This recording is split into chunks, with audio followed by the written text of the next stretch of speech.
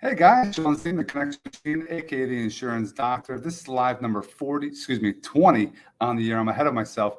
All about providing some value, making sure that you are going to grow. You're going to learn. And I believe the more that you learn, the more you can earn because you can actually implement the ideas, strategies, tips that we talk about in our conversation today.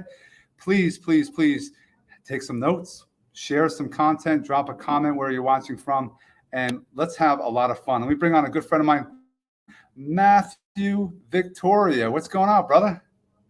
Living the dream, buddy. How about you? Likewise, man. It's been, in New Jersey, it's getting warmer, so it's a good thing and bad thing as far as, if you're up and down the parkway, the traffic's going to start really piling up. But I know, things are happening, and we haven't done one of these in a while, and I'm glad that we're able to put it together. Can you tell us who you are and what you do, Matt? Sure. I like to think of myself as a mortgage magician or a creative financier. I'm actually work for a direct lender. I'm a branch manager. I've been doing this about 10 years and got a team, and we're closing loans all over the country, and we do creative things to get loans done. We're going to talk about those creative things in 1 second.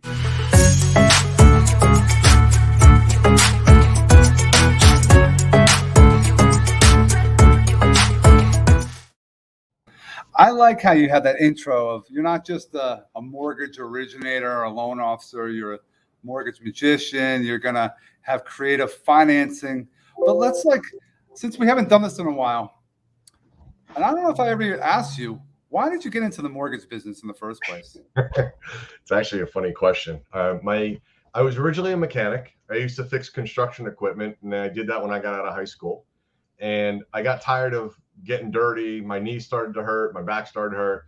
And my family actually had a bridal magazine. So they kept bothering me all the time, like, hey, come do this.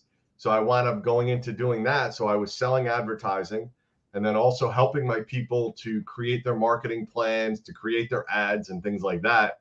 And the internet really took a big bite into the business. So I remember when like the Knot came around and I forgot, Wedding Wire came around and some of these other internet companies. And when my mother passed away, I didn't want to do it anymore. And it made me say, you know what, there's more. There's something else that I want to do and I need to figure it out. So I was in the process of refinancing my house and I was thinking either going realtor, or doing mortgages, because figuring out like, we were going over 203Ks. Do we buy down the rate? Do we do a 15-year, 20-year? And I kind of thought that was fun. And I was like, you know what? I really don't want to drive people around showing them houses. So flip the coin and mortgage it was. I agree with you. Like putting all that energy into driving to this house. Oh, I don't like that house. I don't like this way it looks in this house. But on the financial side, you are you have to be creative because a lot of people are not honest. You ask them for documentation. Oh, I have a great job. Oh, I have great credit score. And then you actually, they don't realize you're going to go dive deep and ask those questions and find out really if this person can qualify or not, right? Documents don't lie. And anytime somebody says, well, trust me, I do this. And it's like, well, all that matters to us is what's on paper. Right. And the funny thing is that I failed geometry when I was in high school. So I wound up going to summer school for it. So I was never really good at math. The funny thing is that this isn't a math business. This is a situational business. So it's like, tell me your details. Like the proof is in the details. So tell me why we should lend you money. And knowing the guidelines, I can fit you in someplace and figure out where it's going to work. Creative solutions. And today, you don't have those calculators. Remember those mortgage calculators? And you had to actually put things into a equation. Now you can put everything into a system and it spits out a pre-approval letter and it tells you what their numbers are as long as those numbers are verified and confirmed. But it's something that I know you do a great job of it.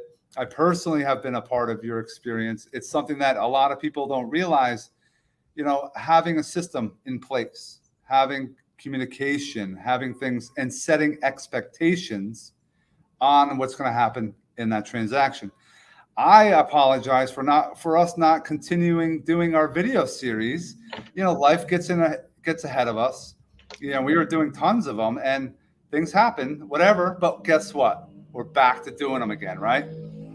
Hey, I love doing videos. We grew the team. My wife is my processor. We have our own dedicated underwriter. He likes talking to her more than me because I'm sales. So all I want to do is close loans. So he likes talking to her because she's ops and he knows that she wants to put it together the right way. Of course, I do too, but she doesn't have a vested sales interest like I do. So he likes talking to her, which is fine. So we've got 6 loan officers now. We've got our own closer, our own funder.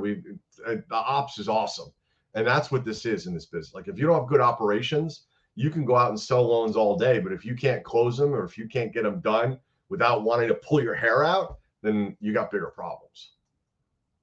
And that's what a lot of people don't realize, having in-house underwriters, processors, so that you can actually go see them, what's going on, and try to facilitate a quicker experience, a quicker closing, making sure you know what's going on. I know a lot of closings aren't happening, but I know you're working with a lot of investors. I saw a bunch of posts about some kind of program you have offering some crazy opportunity for these investors out there that want something that will help them and not kill their pockets.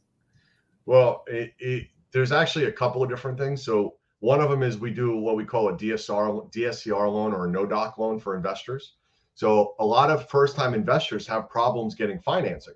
So we actually have a lender that will actually do a first-time investor loan as a no-doc type of loan. We're also doing, which is a problem that a lot of people run into, is showing qualified income, right? So what happens? You got business owners, you have people that are in the business doing flipping or realtors that don't show everything they have. We've got no-doc loans now for people that want to buy primary residences. So that right there is like the creative financing. We've got at least a half a dozen loans right now for people that can't show income on paper, but do make it. They just can't go someplace and get a loan. So we're the magicians. That's where you come in. And it's important that people understand that you have opportunities. But you have to have conversations and find out what can happen. What are some options and things like that. I want to get away from mortgages right now. I want to find out, you're doing a lot of traveling, and you do a lot of, but you also travel and work. What was a place you went to that you really enjoyed recently? We went to Cabo actually in March and loved it. COVID was a good thing for us because it turned everything remote. So now people don't even want to see you, which is awesome. And it also forced a lot of remote capabilities now. So everything had to go virtual. There wasn't a choice, right? So we use a VPN, which allows us to be able to show that we're in the States. So when you pull credit, you can't be outside of the country. So the VPN shows us being in the States. We also have a laptop here in the house that we can remote into. So this way we can pull credit reports, run verifications of employment, and then do everything else that we need to do. Our company is on Teams. So we use Teams for all of our internal communications with our closer and our funder. So this way everything is still seamless for us. And we could be at the office right outside in the pool. Can't hear you. I had my mute button. You got to take time to enjoy life. A lot of people, all they do is work. They work constantly. There's no family. There's no work-life balance. And I know it's not easy for a lot of people out there because maybe they're the sole breadwinner. But there's times you got to really take care of yourself mentally, making sure that you are, healthy so you can stick around for a long period of time. And not doing that can jeopardize relationships, your people close to you. So it's important to take some time to rest as well and not always work constantly. The beautiful thing about being in sales is that sales you can pretty much do from anywhere, which is awesome. So you know what? As long as I have a phone, a laptop, and an internet connection, I can do whatever I need to do wherever it is. Now, with it's a relationship building as well as with video, with your business, with my business. Not just about insurance, not just about mortgages. You're all about building relationships, and one is real estate agents. How are you currently helping them right now with the situation we have with maybe all these offers going in? I know the rates went up. That might have affected some people now. What are some things you're doing for agents right now? So since we have our own underwriter, we can underwrite files in 24 to 48 hours. So what we're doing is all of our approvals now for offers are going in as underwritten approvals. So they've already been underwritten by the underwriter. So all we need at that point is appraisal, HOI, and title, and we can close that in 2 weeks.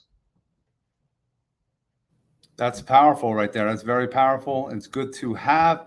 It's not a cash deal, but it's something that you know it's going to go through and it's going to close. And a lot of people throw things against the wall and hope it sticks. We don't want to be that person. We don't want to deal with those type of people. And something that if you are wanting the information, you want to be upfront. I have Matthew's phone number on that's scrolling on the bottom, but I want to find out more as far as your, taking care of lots of puppies now. You're growing your fur babies, if I would say, right? How's that going? Now, what are you doing with them? You're the owner, or you're fostering them? How's that process going? So since we work from home, which is a great thing, we have Buster, who's our 14-month-old. I found him on Craigslist last year, so we rehomed him. They were actually moving to Alaska. We wound up fostering Jameson, who wound up becoming a foster fail. So we tried fostering him. Every one of his siblings wound up getting adopted by their foster parents. So we now have 2 that are part of our family. And we just fostered Nash, who was adopted. 3 dogs is a lot, I will tell you that, especially one that is not really well trained. Like, we started working with our trainer last year, and training the dog was one of the best things we ever did because he is so well behaved. So now he teaches his brother, and Nash was adopted last week. So we had him for about 2.5 weeks, and he went to a single person home, no dogs, no cats. So it was great for him because we started teaching him how to walk on a leash. He had some food aggression that we worked with. So it gives us an opportunity to work with the dogs because we love animals. So, I mean, dogs are awesome.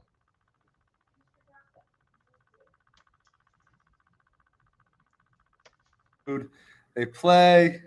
I'm on mute again. Can you hear me now? Yes. All right. Yeah, dogs don't talk back to you. The attitude doesn't happen too often if they're, so it's a fun experience. Huh? Got to correct it. So this way, our trainer taught us how to correct the behavior that we don't want from the dog. It's funny. The trainer that we had our dog with was like, "Good luck to you." Ours actually comes to the house. Ours comes to the house. Really? And when we take our dog out to Marshall's, Home Goods, TJ Maxx, they're all pet friendly. So we actually take our dog over there, and we go there so often. My wife likes finding stuff for the house, like knickknacks and things. Yeah. So every time we go there without the dog, they're like, "Where's Buster? Where's Buster?" We're like, what about us? So they important too. We've gotten her business that way because people say, like, look how well behaved your dog is. So we give them her card. She gets phone calls from our dog as a referral. Walking billboard. That is for sure. I want to end on talking about networking. We used to put on events in person. I know things are going back. What are you doing? What is out there currently that you've been a part of, and how are you focused on the networking part of business? Well, since we're down the shore now, because we moved down to Tom's River last year, there's not as much down here. So I was actually thinking about starting up a networking event down here, similar to what we were doing. People are thirsty and hungry for events again.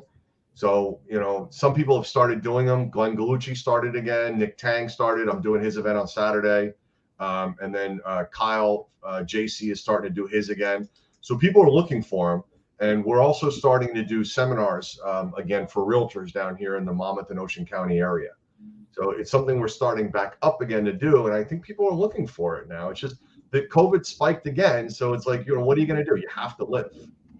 Right. And I believe you could do a lot of things on social media. You can do some stuff, but it's not like you are face to face. You're, they call it press in the flesh, shaking hands.